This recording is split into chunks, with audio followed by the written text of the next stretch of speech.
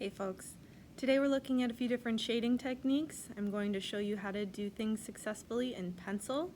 On the page there are already some finished examples that were done in pen. Let's get started. Today we are looking at different shading techniques. Our first one is going to be hatching. We are doing 4 different techniques, so I would recommend breaking up your page into 4 different little value scales. Hatching is when you have lines that are parallel, so parallel lines all right next to each other. The closer your lines are together, the darker value you're going to achieve, and of course the more pressure you increase on your paper, the darker your value you will achieve. Now you want to make sure that you can still see the technique as you work, so you're not just coloring it in. You want to be able to see the technique, but I would recommend, and I can zoom this in a little bit so we can see a little better. I would recommend labeling and dividing up your section into 5 different parts so you'll have a value scale. Your first one you want to go really dark on, and you can always increase your pressure and keep adding, but your next one's going to be a little bit lighter. So the next area of your value scale, you want to stick with hatching. So we're still having those parallel lines that are next to each other, but there should be a relatively clear distinction between the first one and the second one. You want your change to be distinct, but also gradual. So you want to be able to see a difference, but not a dramatic difference. Your medium tone is going to be in the middle, so your middle value. Remember, you can always increase your pressure, but it's a good practice to start a little lighter and then build.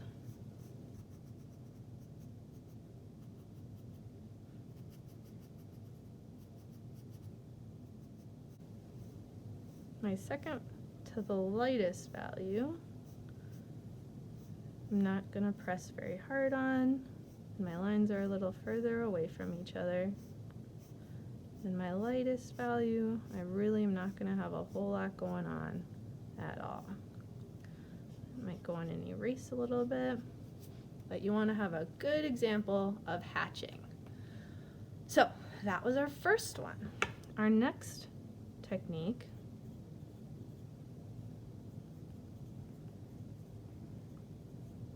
is called cross-hatching. So it's very similar to their first one around,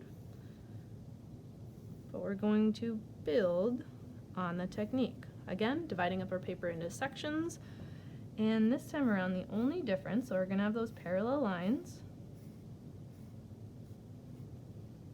but we're also going to be going in the opposite direction, so we're going to have those perpendicular lines as well. So we're incorporating a little bit of math and mathematical terms, but as you get more familiar with art, you'll notice that a lot of times math sneaks in. And I'm going to speed this up and go a little bit faster on this time around, since it's very similar to concept to the one above.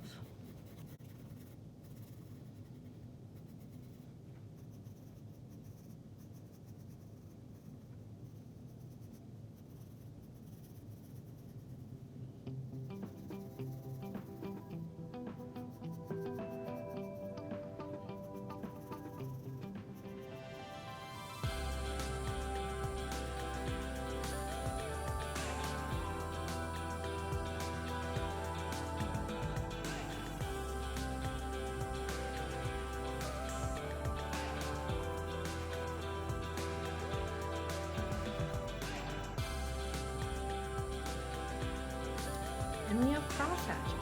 So we already got 2 techniques done. Now the more familiar you get with these techniques, the better you're going to be. And these are only some techniques. There are a lot of different techniques to use when you are creating.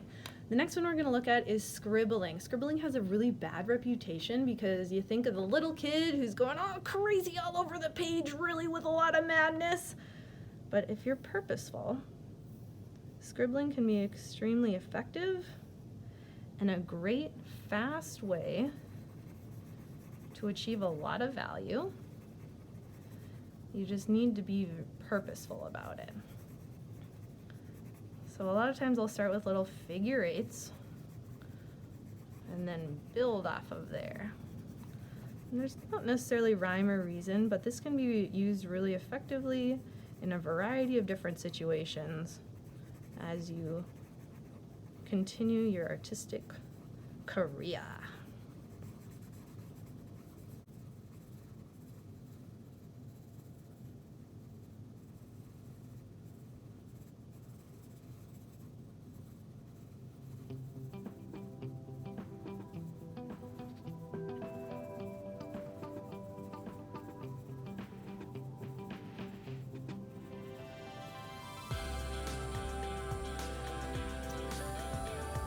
The last one we're going to look at is basic shading.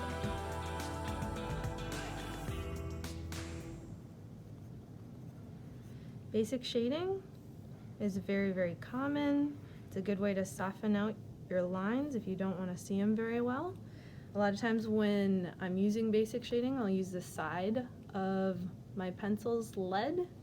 So if you're using a mechanical pencil, it's a little bit harder to do, but using the side of my pencil, I'm using my thumb and my pinky finger, and then I'm bracing behind, or pointer finger, excuse me, then I'm bracing behind with my pinky.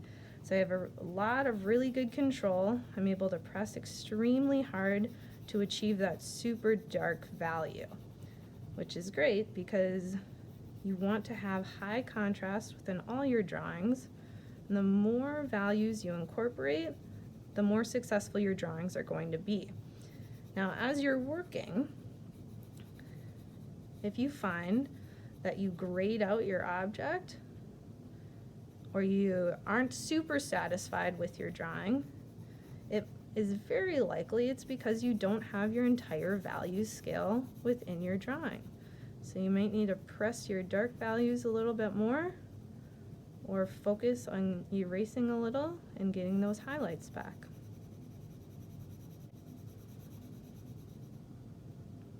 Having a really good understanding of your value scale and using different techniques to use values is important in art.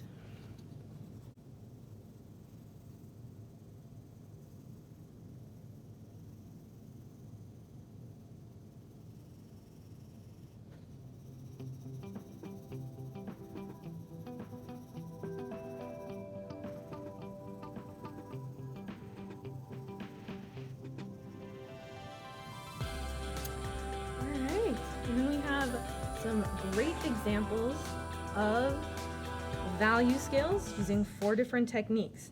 Now, what you should do is create 4 different circles and practice the techniques. The more you practice, the better you get at things. And if you remember, most things in life, all things in life, can be broken down into lovely basic shapes. So practicing on some of those basic shapes is going to help you get better.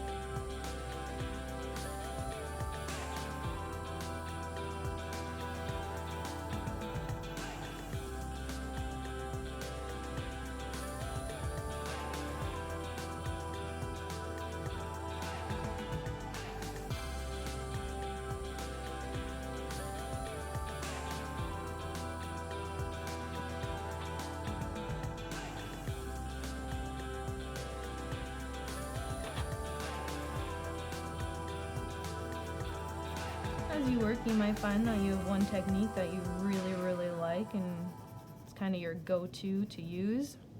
For me, that's cross-hatching. I use cross-hatching a lot. Now, generally speaking, you would want to follow the direction of your object, but for our purposes today, I am just using straight lines and not following around my object. So I'm just stopping and starting where my light would be. Remember, whenever you're working with a sphere, you're always going to have a highlighted area where your light is hitting your object, and you're always going to have a core shadow. Your core shadow is your darkest area on your object. So you want to make sure that has a really dark, pronounced value. It's not going to be at the very end because there is a little reflected light that comes off the table or whatever surface your object may be sitting on. And the darkest area is going to be that cast shadow. The cast shadow grounds your object, so you always want to make sure you're including it. Generally, it's going to be very flat and straight, but that's going to depend on the surface that your object is sitting on.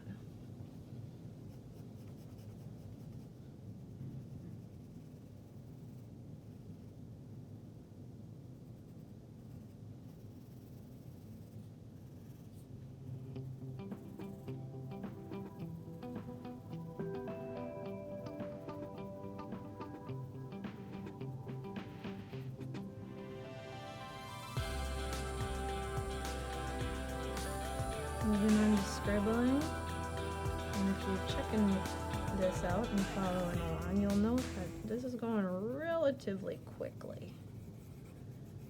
So you can really see that we're cruising with this technique. It's very easy to go too dark when you're working with scribbling, so make sure you're lightening up your pressure when you're using your pencil, and then only increasing it where you need to.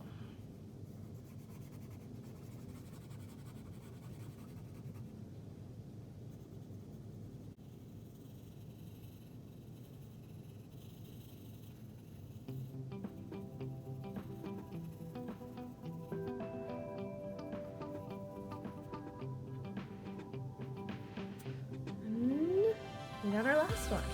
Last one, remember, a lot of times I'll use the side of the lead. And this one, you want your transitions to be really soft, just like it was with our value scale. You can always build your values, so slowly increasing your pressure as you work.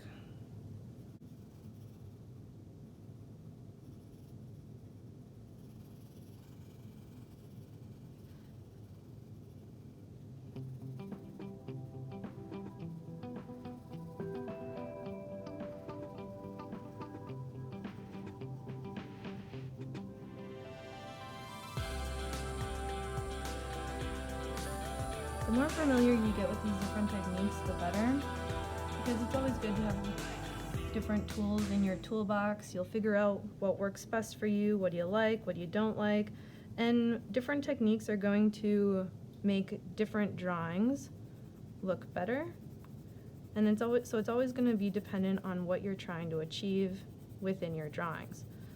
So the more familiar you are with these different techniques, the more tools you get in your toolbox, and the better off you're going to be. It's always good to have more knowledge, not less. And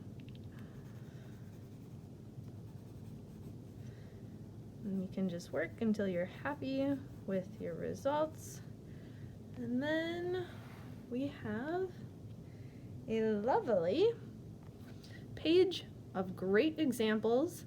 If you want to check these ones out, I got a couple different examples down there. Those are just done in pen, but good work, people.